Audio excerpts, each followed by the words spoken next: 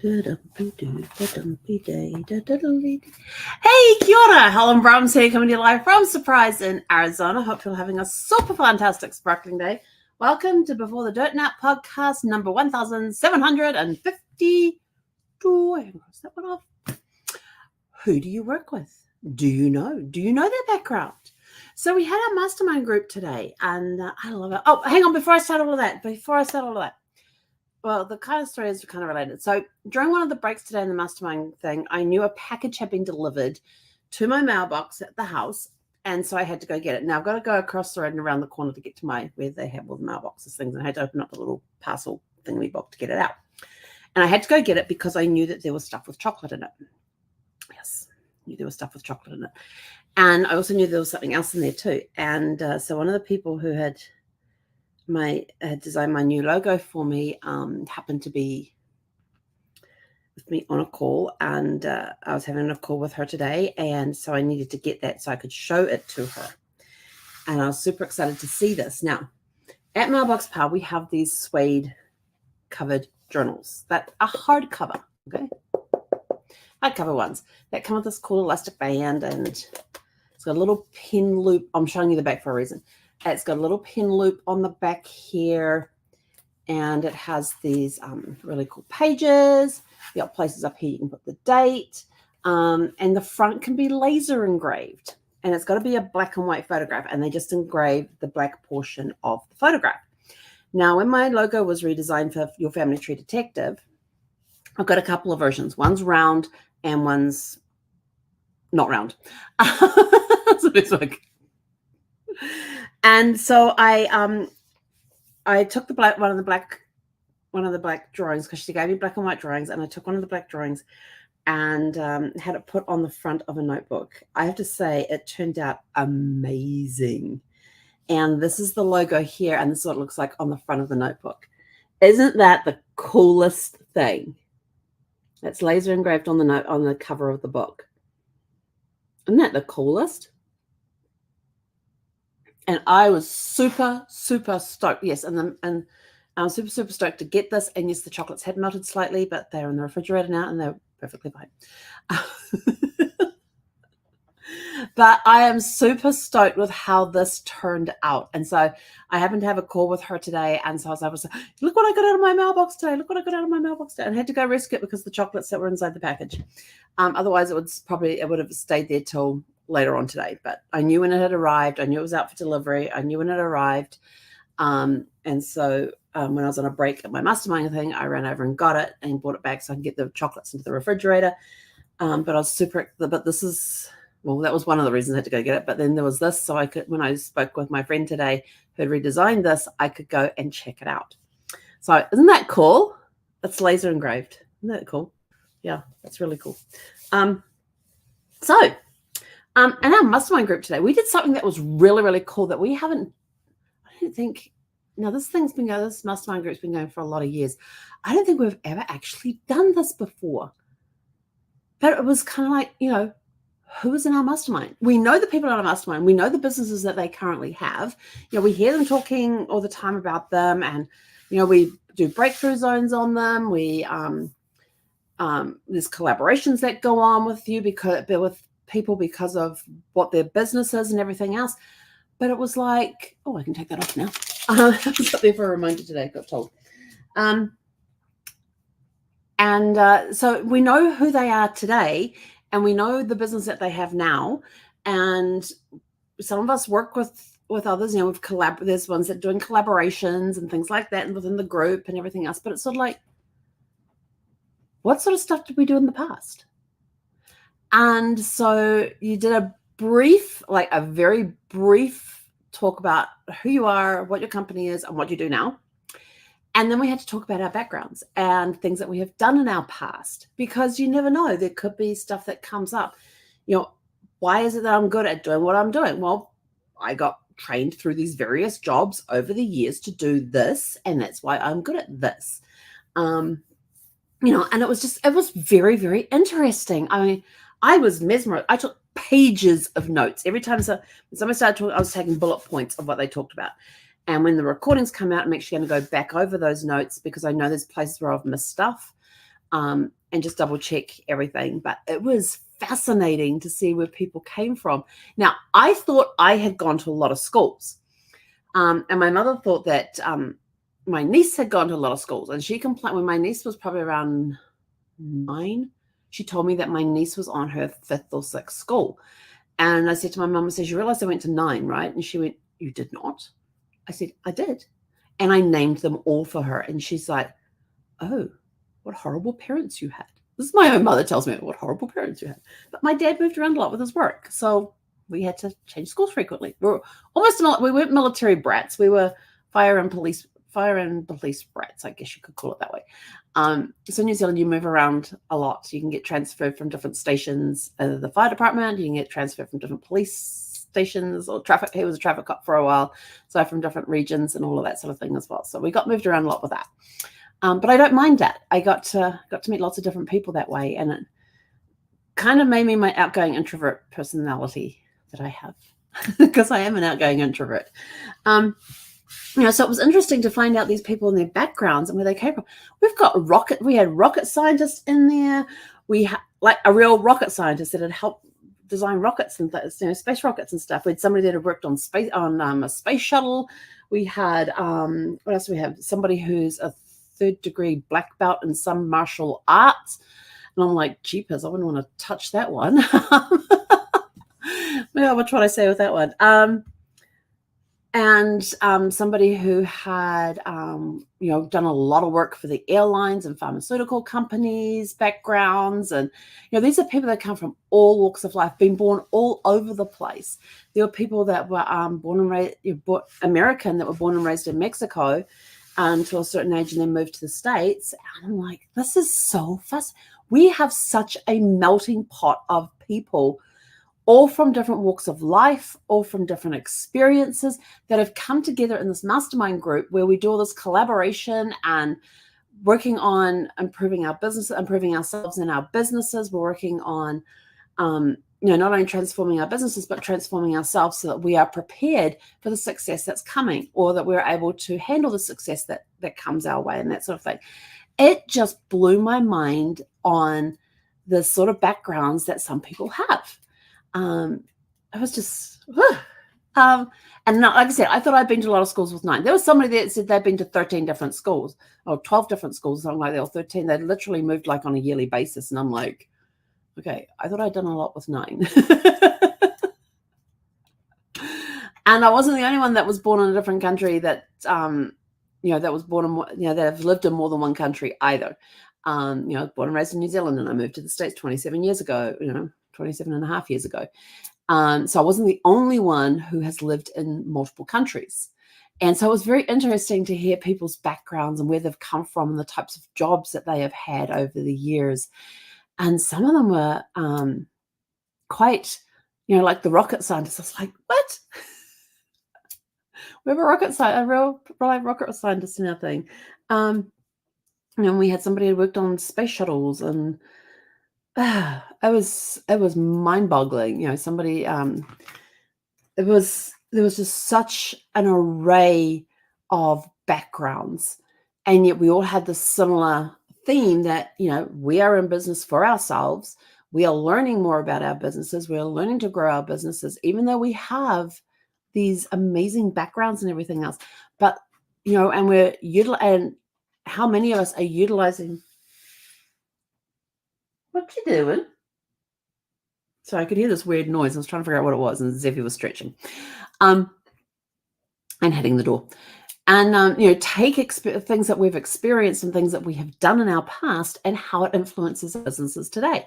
One of the things that I'm really good at is planning events and things and looking after the details, organizing stuff. And people are like, well, where does that come from? Well, I was in the military for 6 years. So there's those structures that you learn in the military about discipline and systems and processes and things like that. Not that I always follow them.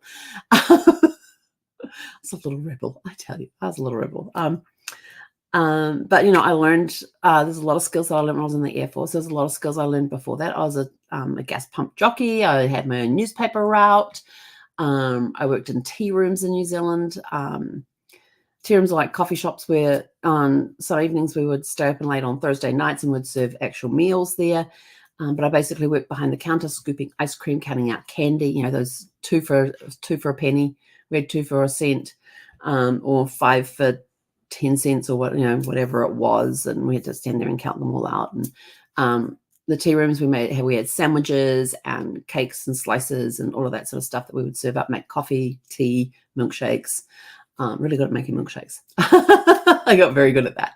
You know, just that sort of thing. And I worked behind the counter, but I'd also go out and wait the tables and clear the tables and things like that as well. So working in tea rooms, gas pump jockey, babysitter, paper route. Paper route I only had for like 2 to 3 weeks, while the girl who actually did the paper route was away on vacation, and I covered her route for her. And like I literally had to ride behind, and we were on our bicycles. And we had to go downtown in Whitehall. We had to go downtown to right next to the bakery, which happened to be open at the time. So you could go in there, buy some candy and stuff that would keep you going, you know, provide the sugar to keep you going, because, you know, it's like 5 o'clock in the morning. I haven't had breakfast at this point. So I'd go get something from the bakery each morning, and we'd pick up our stack of newspapers, and we had to roll them all up so we could then put them into the slots on the mailboxes and things, because mailboxes had these little round slots on them where the newspaper went. And then I had to follow her for a week, and then we had to cycle all the way up this hill.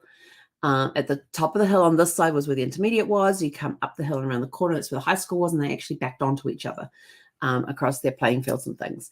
So we had to go, and that's where I lived, was up on top of this hill.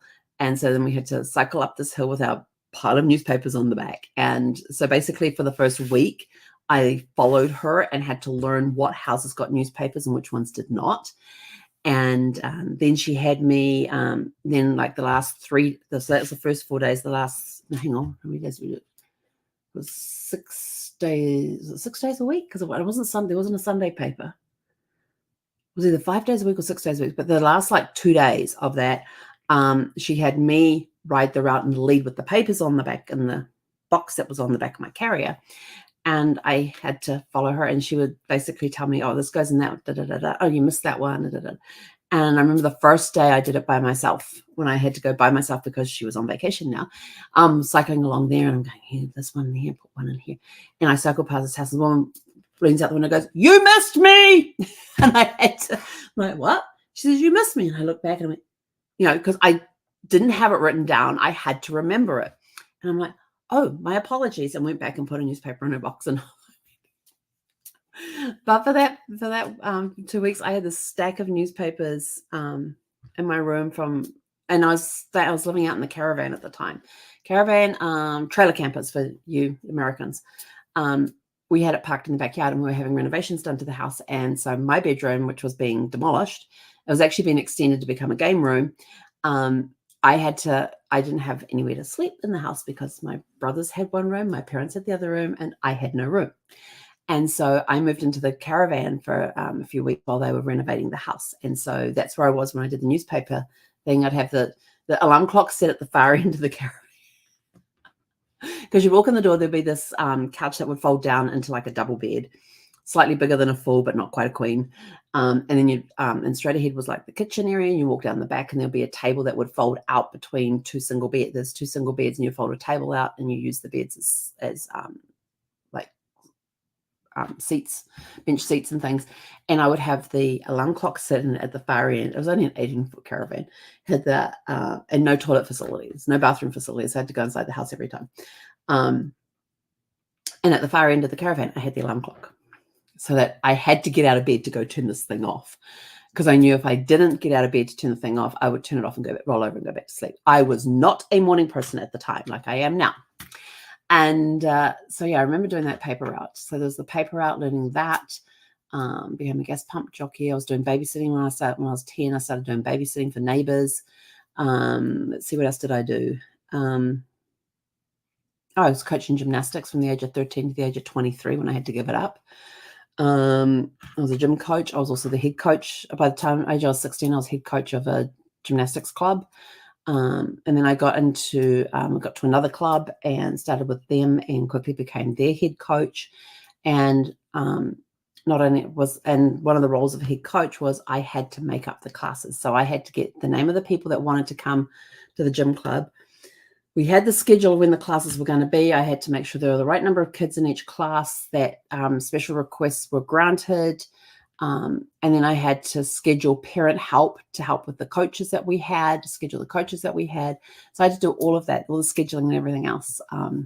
But that was when I was like 22, 23, and I was in the Air Force at the time.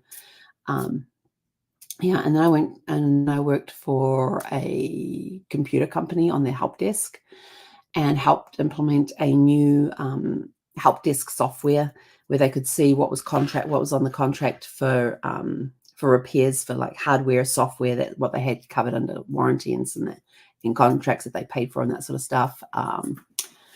Was with Marriott for 10 years, and all through all of this stuff, I picked up different skills along the way that now help me do what I do today. One of the things I was in charge with at Marriott was their training department, and I was the logistics coordinator. So every time we had a class, depending on what the class was, I had these like trunks that I had to make sure were packed and that everything that was in them was supposed to be in them, and ship them to the hotels where the training was going to take place. So the facilitator and any other materials got shipped to the hotels as well. Like the training manuals and everything, and that made sure that that everything arrived before the facilitators did. So when they got there, everything was there. They could go set up the classrooms and everything for the training that they were doing. If they were doing it in-house, I had to help organize everything, make sure the classes were set up, make sure they had all the materials in the classes. We had these plastic carts with drawers in them. We had to make sure that they were fully stocked with supplies and everything else. We had cabinets across the front of the room. We had to make sure that everything was in there that was supposed to be in there for that class. We had to order breakfast and lunches for everybody. We had to organize with the local restaurant that we would take them to on the first night that, hey, we're coming over. We've got this many people coming in. We had to make sure that the transportation was organized from the hotel they were staying at to get to the training facility. We had transportation that went backwards and went to the training facility and back to the hotel at the end of the day. So we had to make sure that was organized. There was a lot of moving parts that we had there. And then we had to make sure the snack cabinet was full. Yes, we had a snack room. You go in, there's just like shelves. It was just all shelves, and there was snacks everywhere. Everything from candy bars to chips and nuts and just a whole wide variety of things. And snacks and stuff. I had to make sure that was stocked, make sure we had the sodas. We had to stock the soda cabinets and everything else. We had to make the coffee. There was a lot of moving parts when we had classes in-house. It was a lot of fun. Very long days, but a lot of fun. And totally enjoyed my time there. But I learned a lot about putting events on and what was required and things like that. So that then moved over into my travel business when we're putting groups on board ships, making sure all the details were there that they needed. Because I'd learned those skills through my other past jobs and things that I'd had. So, yeah, and it was just, and then, I've got my travel business, I got my genealogy business, I got all these other little businesses along the way as well, where affiliates for different companies, so that, if a client needs, turns around and says, oh, well, I need this, I need that. And the cool part is that all my affiliate companies tie in to my two main businesses in some way. So it's extra services that I can then offer clients as well. So it's pretty cool. And so we were learning all these backgrounds from people that, what they had learned over the years, skills that they had acquired over the years, and what brought them to where they are today, with these businesses and things. And we got people from all different ranges of age groups, all different work, different experiences and things. What's some of the other ones? Let's see, the rocket scientist. I'm trying to think of. It took pages and pages of notes. They did. 3rd degree black belt, and I don't know which martial art it was. I just know it was martial arts. Let's see, what else did we have in there? Oh, we had photographers. We have artists. So people had a lot of hidden talents. Different types of coaching they had done beforehand. We even have an archaeologist in there as well. Now that was a cool one. My ears just went, archaeologist? Whoa, history. Yes, we can talk.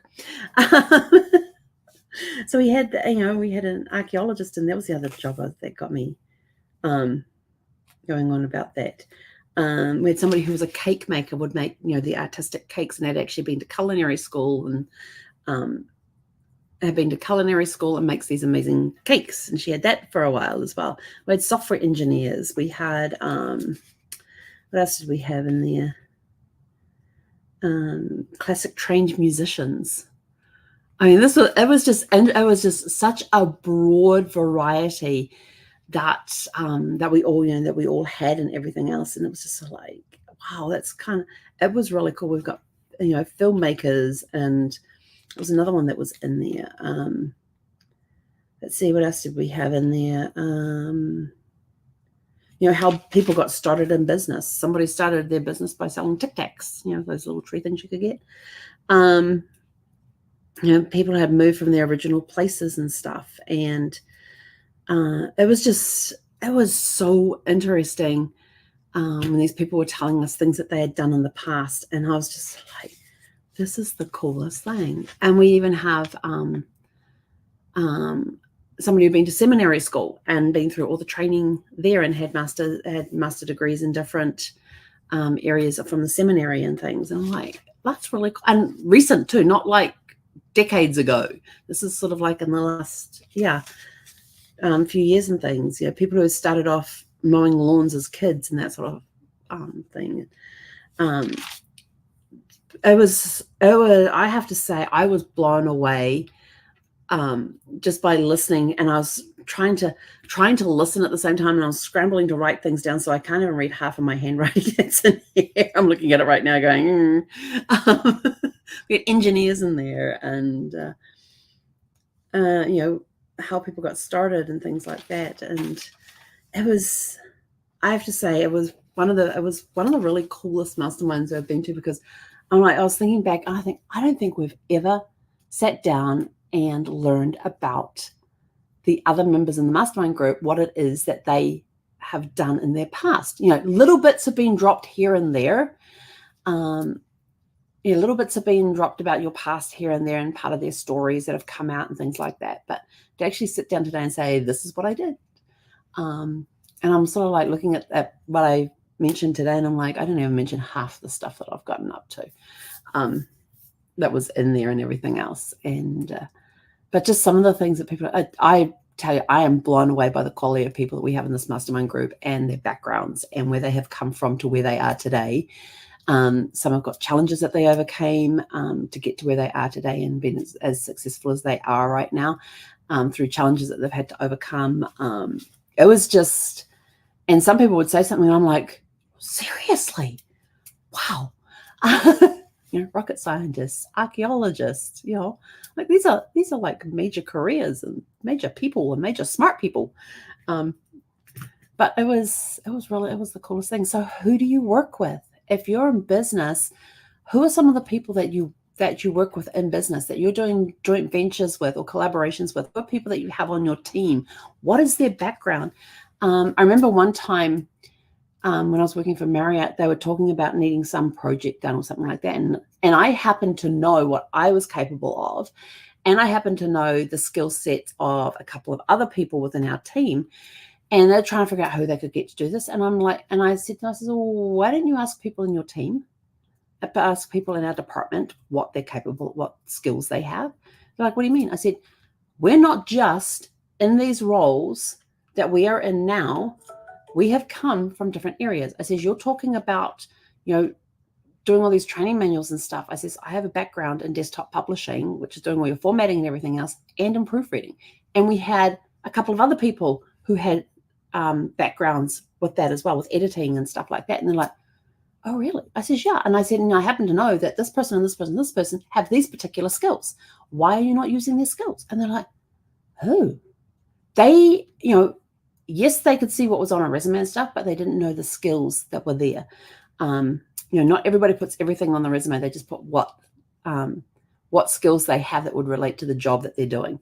So find out from your team what skills they have. Maybe they've got a hidden talent in there that I had desktop publishing and people on my team didn't know I had a desktop publishing background and that I could format document, that I can do format documents.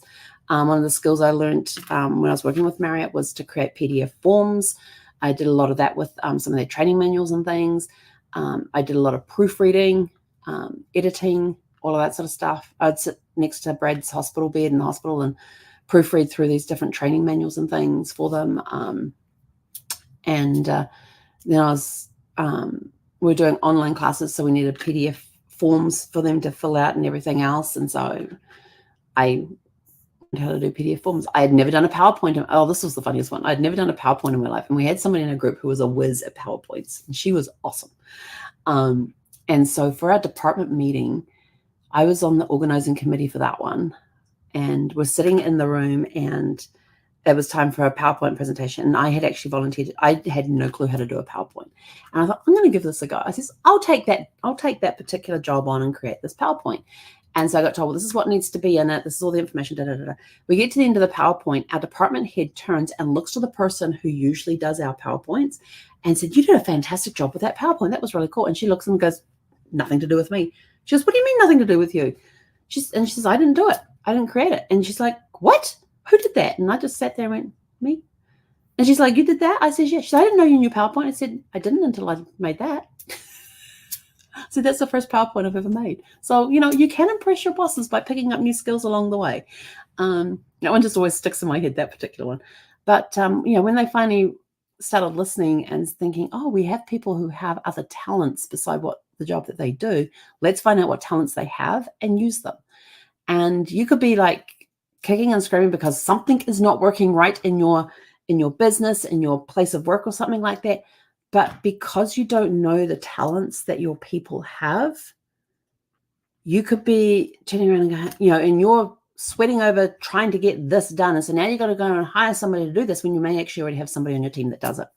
So take time to know, who do you actually work with? What's their past history as far as work goes? What skills have they acquired over the years that could come into play that could help you out? You could be trying to wrap your head around some particular piece of software. You've got somebody who's a whiz in that software, but you don't know, and they're not working on that software because you've got them working on something else because you didn't know that they had that talent in that particular software. Or they have a talent on investigating. My investigative skills have come, because I do genealogy, I have a lot of investigative skills. So a lot of those have come in handy over the years. Now, I know from genealogy, I know where to go. I know how to push. I know how to dig. Am I up to the par with detectives and things like that? Probably not. I don't know. I've never tested my skills with them. I know what I need to look for when I'm looking for something. And there's been times on the help chat where those skills have come in very handy. Like somebody has an issue, and so I just don't leave it at the surface. I go diving deep into, how did this problem happen? Could it have been this? Could it have been that? I just start thinking of all the different possibilities and things. And there's been some ones that I've uncovered, and the boss has been a little surprised that, wow, you did that? I said, yeah, this is something I used to do years ago, and so it didn't take long to figure this out. Or I went in and I had a look at this and this, and sometimes there's days I'm just sort of like glossed over, and I'm like, yeah, or something that they're coming through the chats, this doesn't sound right, and I'm like, let me go and investigate this a little further. And so I'll go dig a little deeper on some stuff, and other stuff I'm just sort of like, yeah, I know, just by what they tell me what the error is, I know exactly what that is. So there's, you work up things like that. Working on a help desk, you learn a lot of questions to ask, and you learn investigative techniques, like the questions to ask, go through the different possibilities that things could be. When I was working at the computer company on the help chat, they'd turn around and say, okay, if somebody comes in and has a problem with this, here's the questions to ask. If they have a problem with this, here's the questions to ask. So I actually had like cheat sheets. So if they came in and my funniest one, it was one of the government departments that we had a contract with, and they called us up one day and said their PCs in this particular office were not working. And I'm like, are they plugged in? Yes. Are they turned on? Yeah. Are they powering up when you turn them on? No. So, I asked the basic questions, got all the right answers. I sent the engineer out there. He was back less than 30 minutes later. And he says, I'm ready to close that call for PC. He says, that was really quick. He goes, yeah. He walked into the office, and this was a Monday morning. He'd walked in the office, and over the weekend, they had had construction people come in and completely remove the wall that was between this office and the office next door. And that wall that they removed happened to have all of the outlets for the PCs. So there was nothing for and cords were all laying there neatly on the floor, like they'd just been pulled out. Basically, they were laying on the floor like they'd just been pulled out. Like the Ethernet cables were out, the power plugs were out, and they were just laying there on the floor like somebody just pulled the plugs and just laid them down on the floor. And I'm like, but I asked them if they were plugged in. I asked if they were powering up, and they told me, yes, they're plugged in. No, they're not powering up. We can't talk to them. We can't communicate. I said, so nobody actually went down there and had a look. And he went, nope. And I said, it would have been pretty obvious if a wall was missing. I mean, they couldn't just walk in. And I was just absolutely lost with that one. But the wall was missing was the problem, was the resolution for that one. Yes. So who are you working with? What is their background? What skills do they have that that you could use in a collaboration with people? Always look for collaborations and joint ventures and things. You know, somebody may have a hidden talent you don't know about that could actually help or be the key to where you want to take your business. It could be the key that you are missing in your business. It could be that they have a skill that you could utilize in your business, things like that. So ask. Find out what people's backgrounds are and different skills they have. When was the last time you asked? Now, I know when you're in something like BNI, because I've been in BNI, we have this little one sheet thing. And we have to go through and we have to put our name on there, the places we've lived, how many children we have, any pets that we have, what our current business is, what past occupations we have had. Yes, mine was typed for a reason, not hand-filled. Because they read out everything. I put everything on there. And one thing that people, and they had this whole, like you had to do this bio, and somebody would read it out before you did your presentation. Oops. Thank you. I think that's out. I think it was my Amazon delivery. So yeah, I have to go. But anyway, go out, have a super fantastic sparkling evening, and we'll catch you guys tomorrow evening at 6 p.m. Pacific. He konara.